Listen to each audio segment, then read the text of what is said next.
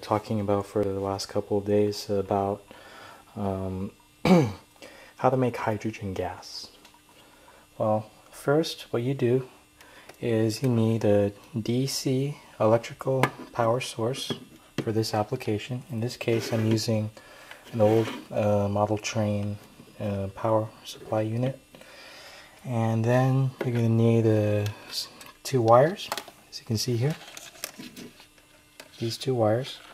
And you're going to need a tin foil attached to one end of the wire, as such. And at the other end, you're going to need get the thickest copper wire you need. Actually, it doesn't have to be copper, just the thickest thing you can find around, thickest piece of metal. And put that in there. Then what you do is you get a tub like this, some old food tub or container, and a tiny bottle like this, like the one I have here. Attach it here so that it's secure when you fill it up. And this is where you're going to collect your hydrogen gas. Now, after this, okay, I'll show you this in a sec. You need to fill this with water and get plenty of salt. And then you need to fill this up to the very top with water and make sure there are no air bubbles so the air doesn't react with the gas, and submerge that.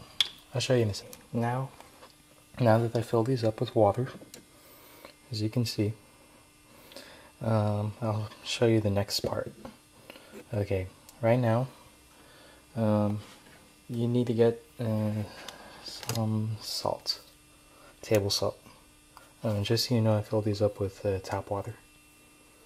And with the table salt, if I can unscrew this, you just put some. I think that's enough for now. And then you just stir it.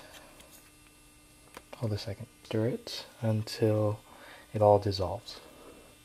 Okay.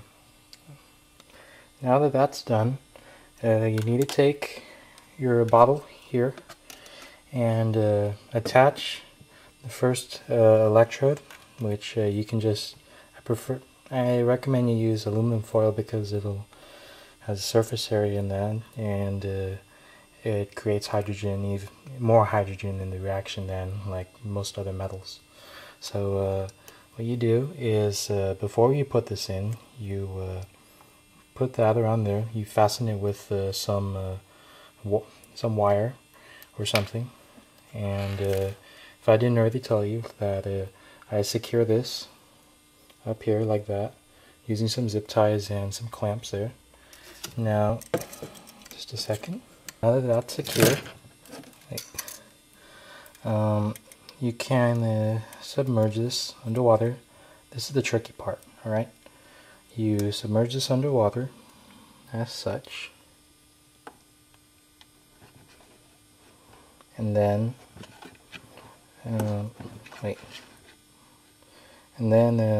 while it's underwater, you unscrew the cap in the bottle to prevent any air from coming in. You unscrew it while it's underwater. So, yeah. And after you do that, you put the electrode inside this little container, right, for the gas. And also you need to secure this. Maybe before you should secure the whatever you're using to keep it stable onto the edges of the container. So I'll show you what it looks like afterwards. Once that's done, which was a little tricky, and I suggest like you bring some towels since you'll get your hands wet during this. Okay, once that's done, you take your second electrode, which is over here, and oh, I almost forgot to say, make sure that your power unit or whatever you're using, like whatever DC power supply, is not plugged into the wall, which apparently I can do because this thing is off. So yeah, make sure whatever you have is off before you do anything. And okay, put your second electrode in like that. And once you can see it's completely in and everything, you can turn the power on.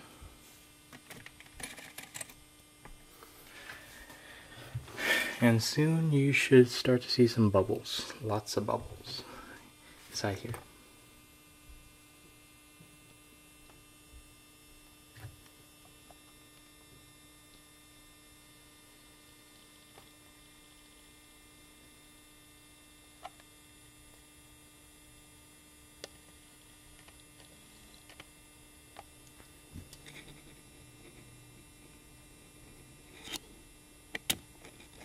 Snap.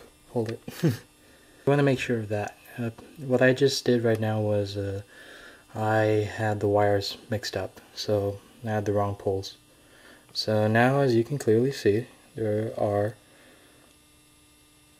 Wait, that's not so clear. Okay, now you can clearly see there are a lot of bubbles going in there, coming from that electrode. And the other electrode should be pretty much doing nothing right now.